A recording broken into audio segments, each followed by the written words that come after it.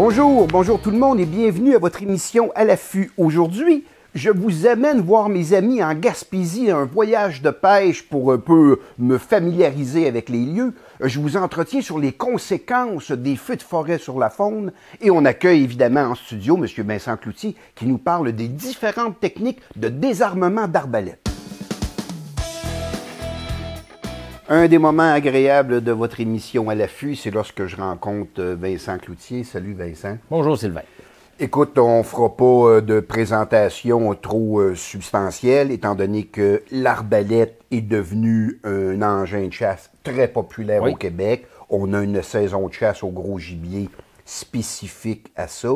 Cependant, bon nombre de chasseurs ne s'attendaient pas à une réglementation qui allait changer un peu leur quotidien lorsqu'on chassait avec cet engin-là. Il y a quelques années, on pouvait partir de la maison avec notre arbalète qui était déjà armée dans notre étui et on pouvait revenir après la chasse pour la décharger soit à notre cible qu'on a à la maison au lieu de le faire sur notre lieu de chasse. Tant qu'on n'avait pas de vireton sur la rampe et que la corde était armée, on était légal.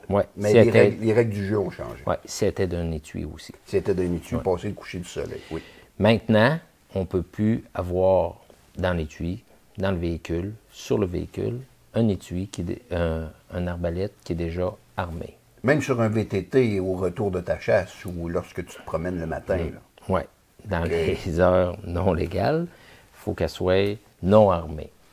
Mais là, la problématique, c'est comment je fais pour désarmer mon arbalète. Je ne tire pas dans n'importe quel trou d'eau ou je ne tire pas dans un arbre parce que là, je viens de briser ou de perdre carrément mon vireton, ma flèche. C'est sûr que, on va dire pour les personnes qui avaient de la difficulté à les tirer, même avec la corde d'étirement qui coupe à peu près de 50%. Donc, un arbalète comme ça qui 290 livres de pression, on coupait en deux.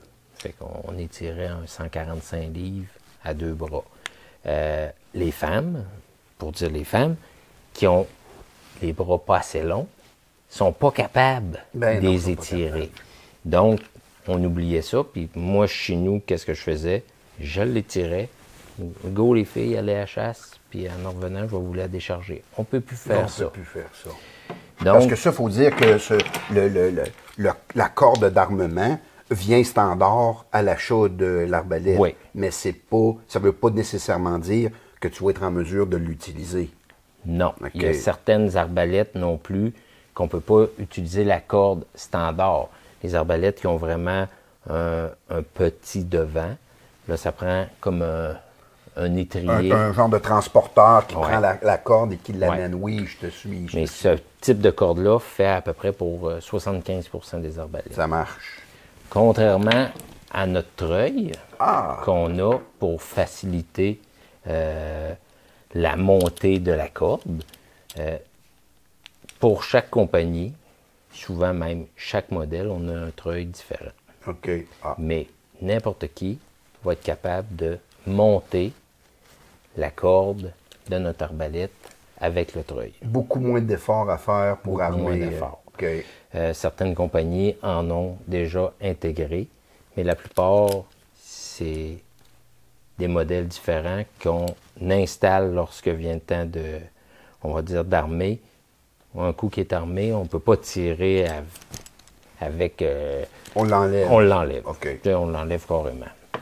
Ma question à ce moment-là, question à plusieurs dollars, ça, j'arrive en fin de journée, j'ai chassé avec mon arbalète armée toute la journée, je l'ai armé le matin avec mon treuil. Est-ce que je peux me servir de ce treuil-là pour la désarmer? Parce que c'est ça qui est le nerf de la guerre. Oui. C'est sûr, ça se fait, je le déconseille. OK. La journée qui va arriver un accident, qu'on va oublier de le mettre sur...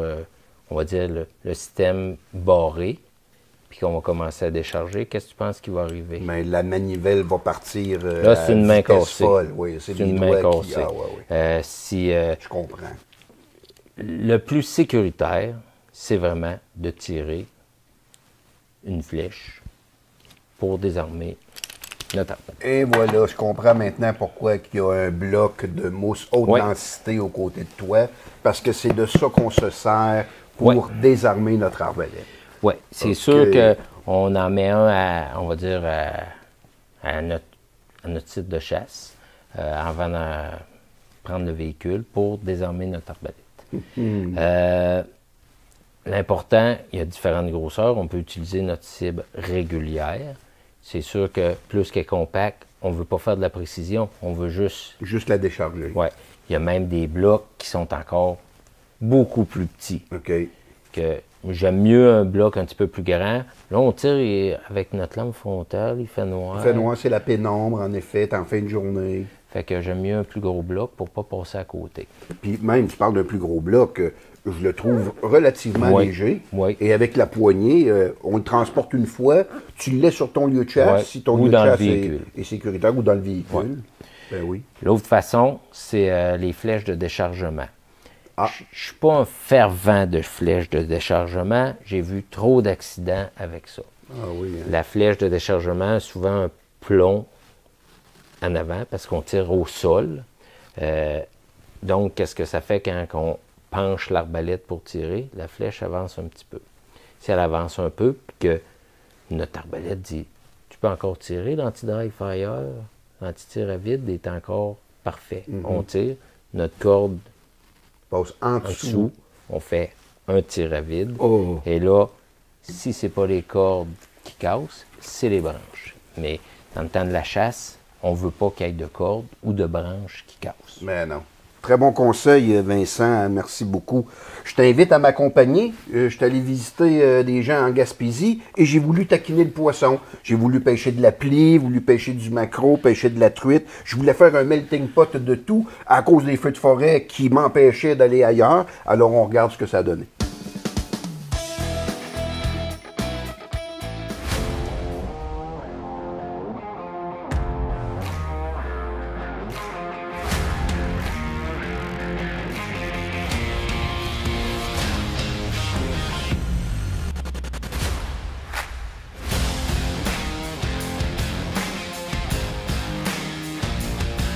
Si vous avez l'intention, par exemple, de prendre des vacances sur le bord du fleuve ou que vous voyagez avec votre petite famille et que la pêche est une de vos passions, bien, lorsqu'on arrive, par exemple, dans des destinations, les maritimes, la Gaspésie, par exemple, la Côte-Nord, où que le fleuve est omniprésent dans notre quotidien, bien, pourquoi pas amener la famille à la pêche? Sauf que les connaissances ne sont pas toujours présentes. On pêche quoi?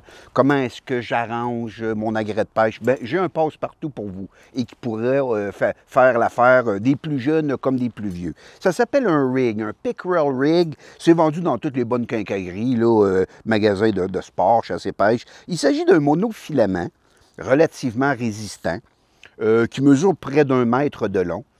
Et le monofilament est intercepté ici par 2 broches qui sont torsadées en leur centre et qui se terminent par un petit anneau. Tout ça pour faire en sorte que vous allez avoir 2 appâts dans le fond de l'eau, distants d'à peu près une dizaine de centimètres et qui vont reposer au fond. Donc, à ce moment-là, la première étape, c'est le pickerel est muni d'un anneau, hein, un genre d'émerillon à sa pointe terminale, où qu'on va venir y attacher un plomb. Alors là, dépendamment de l'âge de vos bambins, dépendamment de la profondeur de l'eau, savoir si on est une marée montante ou descendante, s'il y a du vent ou des vagues, le choix est vôtre. Moi, je préconise souvent un plomb aussi lourd que1 once, un genre de petite bouteille comme ça, qui va moins prendre, par exemple, dans les roches. Mais vous pouvez quand même y aller avec un plomb de 2 onces quand même, ici qui est en forme de pneu, encore une fois, au relief arrondi pour éviter qu'il se prenne dans le fond marin. Ou, finalement, allez-y pour le gros, il y a des 3, il y a des 4, ça va jusqu'à 5 onces en forme de pyramide, encore une fois, pour éviter de les perdre dans le fond. Et on vient accrocher ici notre plomb terminal à notre rig sur notre crochet qu'on referme solidement. Alors, ma première étape est faite. Évidemment, j'ai relié mon fil à pêche à mon agrès pour faire ici un ensemble. Lorsque j'agite le rig, il vient d'office avec 2 hameçons. Les hameçons sont montés sur un bout de fil qu'on appelle un empile qui se termine par une loupe. Alors, vous me voyez venir, il s'agit à ce moment-là de prendre la loupe et de l'insérer à l'intérieur de notre broche torsadée. Donc ici, je le fais rapidement, juste pour vous montrer le principe. Et voilà, donc vous voyez qu'au bout de ma broche torsadée, il y a un bout de fil à peu près de 6-7 cm muni d'un hameçon. Au niveau de l'hameçon, quelquefois, lors de l'achat, l'hameçon intégré à l'emballage ne fera peut-être pas votre affaire. Donc, prenez l'habitude de traîner avec vous quelques hameçons. Comme par exemple, ici en Gaspésie, on a la chance de pêcher de la plie. La plie a la mauvaise habitude d'avaler complètement notre appât. Ce qui fait que lorsque notre hameçon a une hampe très courte, il devient difficile d'aller chercher l'hameçon dans la gueule du poisson. Donc, je recommande ici de changer les hameçons de base avec votre emballage et de prendre un hameçon muni d'une hampe beaucoup plus longue. Ce qui fait qu'avec une pince à long nez, par exemple, ce qu'on appelle communément des longues noses, ça va être beaucoup plus facile d'aller chercher et décrocher l'appât de la gueule de notre poisson. Évidemment, ici, je complète mon montage avec 2 hameçons sur mes 2 broches torsadées et que je vais venir tout simplement empaler un bon gros verre de jardin. Et une fois mon montage effectué, je tire ça à l'eau. C'est un peu la pêche à la ligne dormante. Mon plomb descend au fond et je vais avoir 2 appâts. Un qui va être très près du fond et un à quelques centimètres un peu plus vers la surface. Ce qui fait que vous pouvez attraper d'innombrables espèces de poissons. On peut attraper du maquereau, on peut attraper de la plie, bien sûr. On peut attraper toutes sortes, genre un crapaud de mer. Et les plus chanceux vont peut-être attraper, par exemple, un bar rayé ou même à la limite un petit flétan. Mais qu'à cela ne tienne, c'est véritablement la façon la plus simple que j'ai trouvée pour pratiquer notre activité préférée qui est la pêche, amener toute notre famille et avec un simple montage, un plomb terminal, 2 petites broches munies de 2 hameçons munis de verre, on lance ça à l'eau et qui sait ce que la nature peut apporter à notre panier de pêche.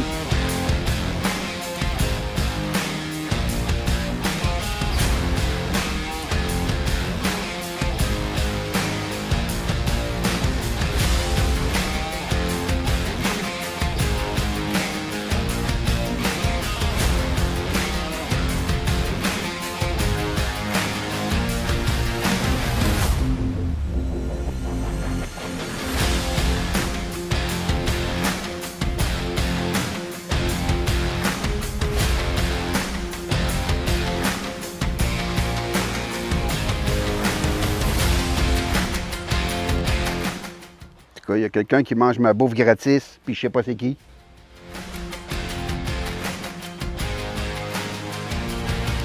Évidemment, lorsqu'on pêche au fleuve, on va être souvent attiré par pêcher sur un quai, par exemple, parce que chaque petite municipalité, souvent, a son propre quai qui avance dans le fleuve. Mais encore là, soyez prudents, parce que souvent, le quai a plusieurs mètres de hauteur, ce qui fait que si on capture une prise, on peut avoir énormément de difficultés à la hisser sur le quai. Donc, prévoyez le coup.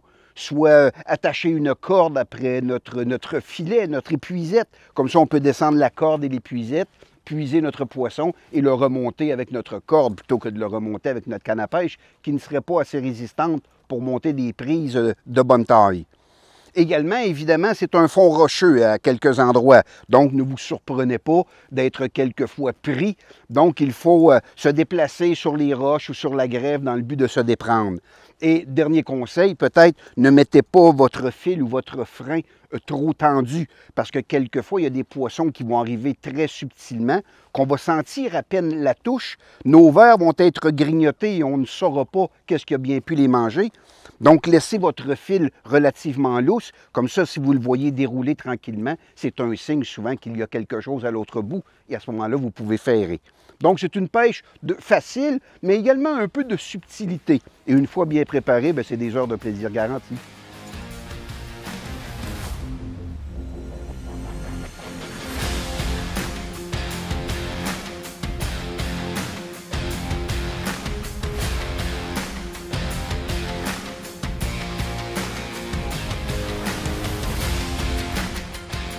Dernier petit détail, ne vous entêtez pas au même endroit si ça ne mord pas. Et soyez vigilants face aux marées. Les marées sont différentes d'un endroit à l'autre. On vient de consulter la table, on vient de s'apercevoir que la marée est changeante ailleurs. Donc nous, on va changer d'endroit pour aller essayer ailleurs lorsqu'il y a un changement de marée. Des fois, ça peut attirer les poissons.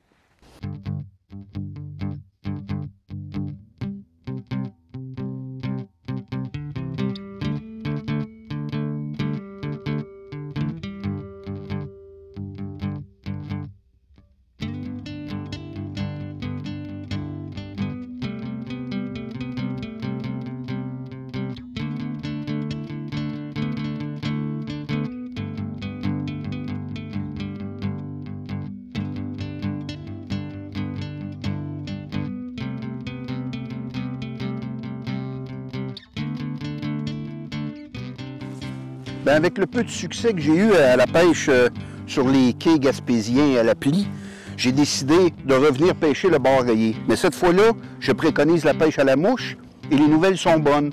On nous a dit que le bar est en circulation, la marée adonne bien avec le coucher de soleil, alors pourquoi pas tenter notre chance? C'est ça, être en vacances, on change d'espèce de poisson, de technique de pêche, mais ce qui est important, c'est de s'amuser.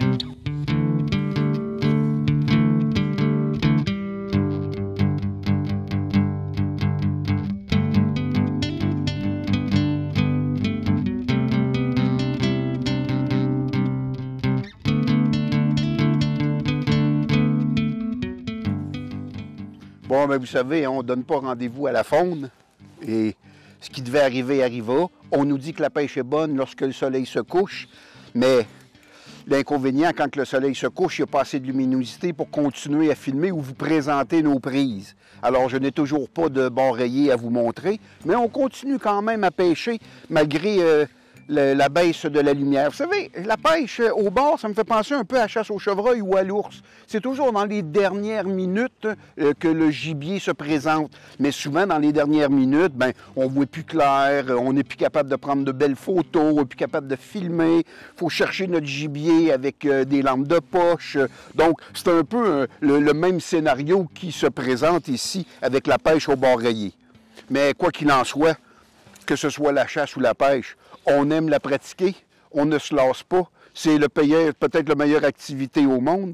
Et pendant le temps qu'on la pratique, ben nous, qu'est-ce qu'on fait? On reste à l'affût. J'ai fait un très beau voyage, Vincent. J'ai rencontré des gens accueillants, des gens merveilleux. Le succès de pêche a été plus difficile parce que les gens de la place à qui je parlais disaient « Chez le sort, vous êtes un petit peu trop tôt. Dans une semaine, ça va être bon. » Et effectivement, parce qu'il faut se rappeler, lorsque j'étais là, c'est à ce moment-là que les feux de forêt faisaient rage au Québec. Une des seules régions qui n'était pas vraiment touchée par les feux, c'était la Gaspésie. Donc, dans ma réorganisation de tous les voyages, vu que la province m'était complètement arrêtée et barrée, c'est là que j'ai décidé d'aller pour faire quelques reportages. Mais j'étais un petit peu trop tôt dans mon calendrier, ce qui fait que la pêche était un petit peu plus difficile. Mais je ne suis pas quelqu'un de la place, j'ai pas beaucoup d'expérience. J'ai vu des beaux poissons se faire capturer. J'ai mis assez d'énergie pour prendre de la plie, un beau poisson de fleuve qui ressemble un peu à notre fameuse sole en tant que telle. J'ai vu des gens en capturer. Mais moi, on venait grignoter mon verre, mais j'avais pas véritablement la bonne technique de ferrage. Mais j'ai appris beaucoup, hein, c'est ça, la pêche. C'est un apprentissage. Puis il y a le bonus d'en prendre. Ben oui, j'ai juste pas eu le bonus. Ben, j'étais dans l'eau, j'ai eu des merveilleux couchers de soleil, j'ai rencontré des gens très sympathiques, ce fut un voyage très enrichissant et j'ai bien aimé ça. Surtout que l'émission à l'affût est diffusée en Gaspésie, donc je redonne un peu à ces gens-là, voir, on voit un peu un coin de pays qu'ils connaissent. Mais si je reviens un peu aux feux de forêt qui ont un peu orienté ma destination et le reportage que vous avez vu, je trouve qu'on n'a pas beaucoup parlé des conséquences de ces feux-là sur la faune. Parce qu'il y a des conséquences sur cette faune-là. Or, on pense l'orignal, on pense les ours, c'est des gros gibiers. Le gros gibier, dans une certaine mesure, est capable de se déplacer, capable de s'abriter, grosso modo, surtout si le feu progresse lentement.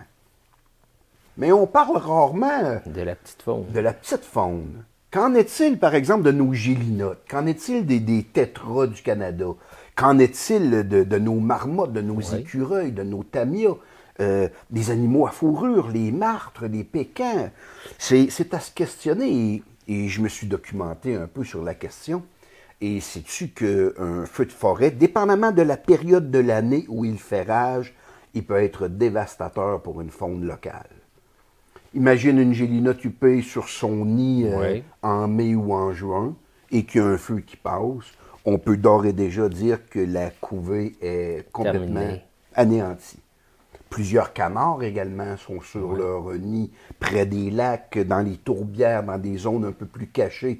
Et lorsque le feu de forêt passe, effectivement, ces animaux-là sont complètement détruits. Même si on pense renard, coyote, loup, c'est des prédateurs de la petite faune Oui. jusqu'à, mettons, la petite souris Oui. qui n'a pas survécu, s'il manque de bouffe.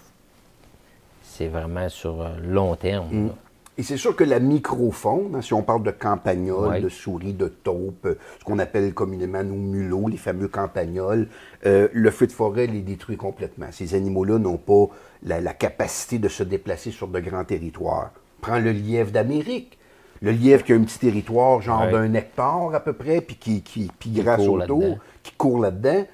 Le feu arrive, il se sauve, mais dans son circuit, il revient dans la zone brûlée et il périt à son tour. La marmotte, tu me diras, ah, la marmotte, elle se cache dans son trou. Mais la chaleur, Oui, c'est ça. Et lorsque le feu a passé et qu'elle ressort de son terrier, qu'est-ce qu'il lui reste à manger? La marmotte ne se déplacera pas sur 10-15 km pour se trouver une pause verte. Elle va probablement souffrir de malnutrition. Les grands gibiers également, on dit que même s'ils ont survécu au feu, c'est la mauvaise alimentation par le fait de la rareté des aliments propices à leur santé qui est difficile à trouver pour eux. oui, quelques années plus tard, ça va être bon. Oui, on est d'accord. Il y a Mais- une régénération. Ouais. Mais les conséquences du feu sur la faune immédiate, surtout si c'est en plein été, en pleine période de reproduction, tu sais, la femelle cerf de Virginie qui met bas son faon, souvent le faon, il va être couché, il va Ouais, être caché, elle va venir l'alimenter 1 ou 2 fois dans le jour. Mais si le faon est couché là et qu'un feu de brousse passe, c'est terminé pour le jeune faon. Donc, je trouve qu'on n'a pas assez parlé des conséquences du feu sur la faune, mais dites-vous bien qu'au niveau ponctuel, c'est absolument dramatique, mais la nature est bien faite. D'ici quelques années, on devrait revoir regorger le gibier de nos forêts québécoises.